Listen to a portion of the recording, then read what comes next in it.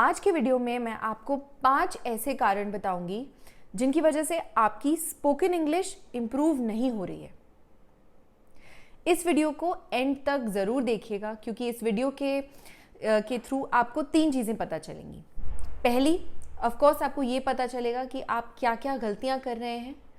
दूसरी चीज़, इस वीडियो के एंड में मैं खुद आपको एक बहुत ही इजी इंग्लिश सीखने की मेथड को डेमोन्स्ट्रेट करके बताऊंगी और क्योंकि मैं लाइव आपके सामने करूंगी तो आपके लिए उस मेथड को रेप्लिकेट करना, उस मेथड को कॉपी करना आसान हो जाएगा।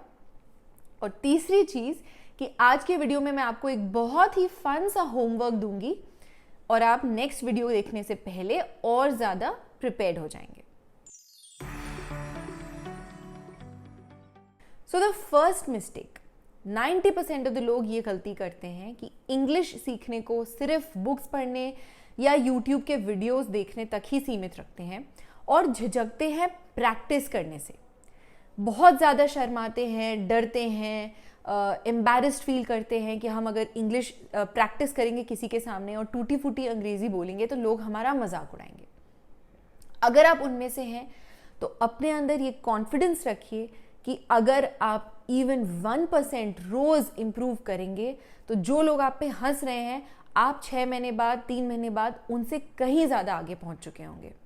और हर किसी को इंग्लिश सीखना ज़रूरी नहीं लगता क्योंकि हर किसी को लाइफ में आगे नहीं बढ़ना। आजकल इंग्लिश सीखना बहुत ज़रूरी हो गया है इंटरव्यूज़ के लिए, जॉब एप्लीकेशंस के लिए, यूनिवर्सिटी में पढ़ने के लिए, कंपेटिटिव एग्ज़ाम्स देने के लिए। तो आजकल ये एक स्किल हो गई है जो हमारे लिए बहुत ज़रूरी है। तो बस अपना गोल याद रखिए एंड बाकी सारी चीज़ों की टेंशन मत लीजिए। सिर्फ इम्प्रूवमेंट पे फोकस करिए, इंग्लिश प्रैक्टिस करने पे फोकस करिए। दूसरी चीज़ है कि हम इंग्लिश को कंज्यूम नहीं करते। अब आप इस वीडियो को पॉज करना चाहे तो पॉज करिए और 30 सेकेंड या 1 मिनट इस चीज़ पे गौर करिए कि आप अपने दिन में इंग्लिश पर कितना फोकस करते हैं और बाकी सारे दिन क्या करते हैं और इन दोनों चीज़ों का परसेंटेज क्या है। तो शायद आप ये पाएंगे कि जो आप फोकस इंग्लिश सीखने पे लगाते हैं वो शायद सिर्फ 10% है या 20% है। सिर्फ पढ़ रहे हैं, रात को सोने से पहले नॉवल पढ़ रहे हैं, सुबह उठ के न्यूज़पेपर पढ़ रहे हैं, किसी से बात कर रहे हैं तो थोड़ा सा शायद आप कॉन्शियसली ट्राई कर रहे होंगे कि आप इंग्लिश में कहें, इंग्लिश में बात करें।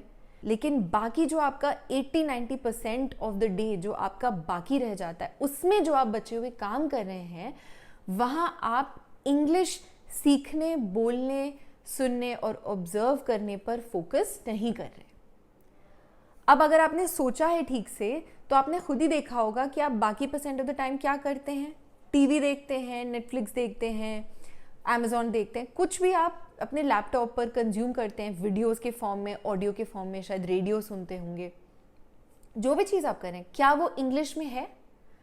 अगर वो कंटेंट इंग्लिश में नहीं है, आपकी नेटिव लैंग्वेज में है या हिंदी लैंग्वेज में है, तो आप ये सोचिए कि इतना बड़ा चंक ऑफ टाइम आप इंग्लिश को भूल चुके हैं, तो फिर आपकी इंग्लिश इम्प्रूव कैसे होगी? सो अगर आप इंग्लिश इम्प्रूव करना चाहते हैं तो कोशिश करिए कि जो भी टीवी शोज़ आप देखते हैं, जो भी कंटेंट आप कंज्यूम करते हैं, वो इंग्लिश कंटेंट हो। मैं डिस्क्रिप्शन बॉक्स में कुछ मूवीज़ या कुछ टीवी शोज़ जो मुझे लगता है जहाँ पर अच्छी अंग्रेज़ी का इस्तेमाल किया हुआ है और क्लियर भाषा है, जहाँ से आप कुछ सीख सकते हैं, उनके लिंक्स या उनके नाम मैं डिस्क्रिप्शन बॉक्स में डाल दूँगी। So please check those out. लेकिन एक बहुत अहम बात है जो मैं यहाँ कहना चाहती हूँ कि मूवीज़ के नाम तो मैं डाल दूँगी, लेकिन आपको थोड़ा सा अपने कंफर्ट जोन से बाहर जाना पड़ेगा। जो आप चीज़ें हिंदी या अपनी भाषा में देखते आ रहे हैं उनको चेंज करके आपको इंग्लिश में देखना पड़ेगा। तो थोड़ा सा आपको एक डिस्ट्रप्शन फील होगा, डिस्कम्फर्ट फील होगा, लेकिन इम्प्रूव आप तभी करेंगे क्योंकि आप खुद ही देख लीजिए कि आप सबसे ज़्यादा टाइम इन चीज़ों में बिताते हैं। सो वहीं से आपका चेंज स्टार्ट होना चाहिए। सबटाइटल्स ऑन कर लीजिए, वीडियो देखते टाइम या कोई मूवी देखते टाइम उसको पॉज करिए और नोट करिए। अगर आपको कोई अच्छा फ्रेज मिलता है, कोई वर्ड मिलता है, उसे वहाँ नोट करिए, उसका मीनिंग देखिए कि आप अपने डेली रूटीन में उस वर्ड को कहाँ कहाँ यूज़ कर सकते हैं। अगर आपको लगता है आप नहीं यूज़ कर सकते तो कॉन्शियसली वहीं के वहीं बैठकर प्रैक्टिस कर लीजिए। सोचने की कोशिश करिए कि ये फ्रेज हम कहाँ फिट कर सकते हैं, ईजी सेंटेंसेस में, छोटे सेंटेंसेस में कैसे उसका इस्तेमाल कर सकते हैं, जिससे तभी के तभी वो चीज़, वो वर्ड आपके दिमाग में बैठ जाए। तो ये थोड़ा सा अपने कंफर्ट जोन से बाहर आके करने वाली जो कोशिश है, ये आपको करनी ही पड़ेगी।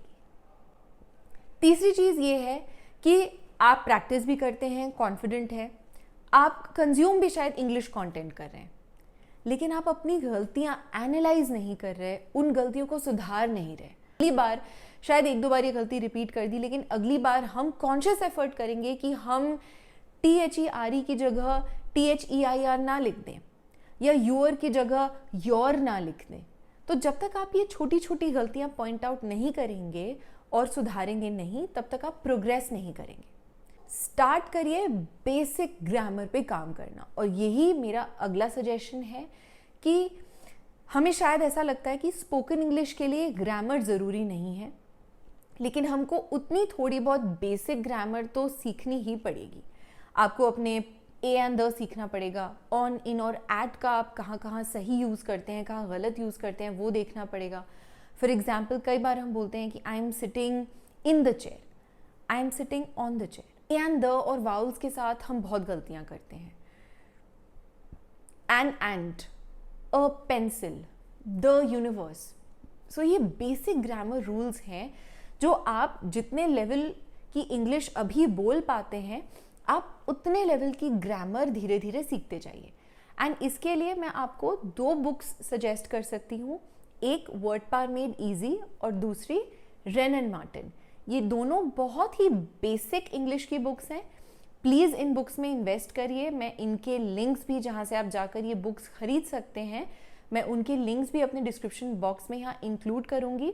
बहुत कॉस्टली बुक्स नहीं हैं, तो प्लीज़ कोशिश करिए कि आप इन बुक्स को पढ़ना चालू करें और धीरे धीरे अपनी ग्रामर पे काम करना चालू करें। 5वीं और सबसे कॉमन गलती जो एक्चुअली मैं यंगस्टर्स को स्पेशली कहना चाहूँगी कि अपने स्लैंग्स का यूसेज थोड़ा सा लिमिट करिए। आजकल हम इतने शॉर्ट फॉर्म्स लिखते हैं, इतने स्लैंग्स लिखते हैं कि क्लीन, क्रिस्प और पॉलिश्ड भाषा का कहीं यूज़ ही नहीं होता। सो अगर आप एक्चुअली इंग्लिश पे फोकस करना चाहते हैं, अपनी इंग्लिश पे काम कर रहे हैं, तो प्लीज़ स्लैंग्स को लिमिट करिए। अगर आपकी दिन की शुरुआत GM और एंड GNSD से होगा, बीच में आप LOL ROFL में ही घुसे रह जाओगे, तो आप अपनी इंग्लिश में प्रोग्रेस नहीं देखेंगे।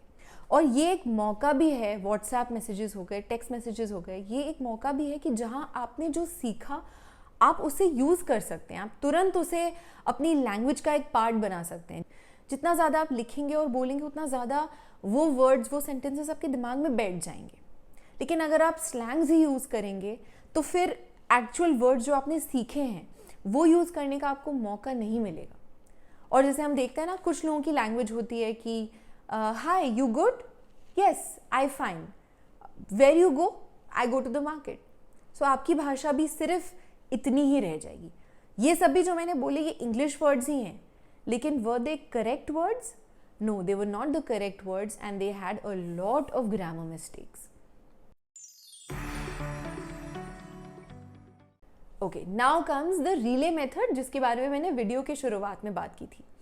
रिले मेथड क्यों? क्योंकि जिस वर्ड पे हम अपना सेंटेंस ख़त्म करेंगे, हम उसी वर्ड से अपना नेक्स्ट सेंटेंस चालू करेंगे। ये बहुत ही इजी एक्सरसाइज है। आप कहीं भी बैठ के, आपको इसके लिए कोई प्रायर रीडिंग की ज़रूरत नहीं है, कोई एक सेट माहौल की ज़रूरत नहीं है, किसी पार्टनर की भी ज़रूरत नहीं है जिसके साथ आप बात कर सके। आप खुद ही इस चीज़ को प्रैक्टिस कर सकते हैं। तो मैं आपके सामने एक डेमोन्स्ट्रेशन देती हूँ। Let me start with the word YouTube, and I have not prepared anything before this video. So मैं जो भी सेंटेंसेस बोलूँगी वो मैं अभी के अभी फॉर्म कर रही हूँ और अभी बोल रही हूँ। सो YouTube, I make videos on YouTube. YouTube is the most downloaded app on phones. Phones are an easy way to stay in touch with family and friends across cities and countries.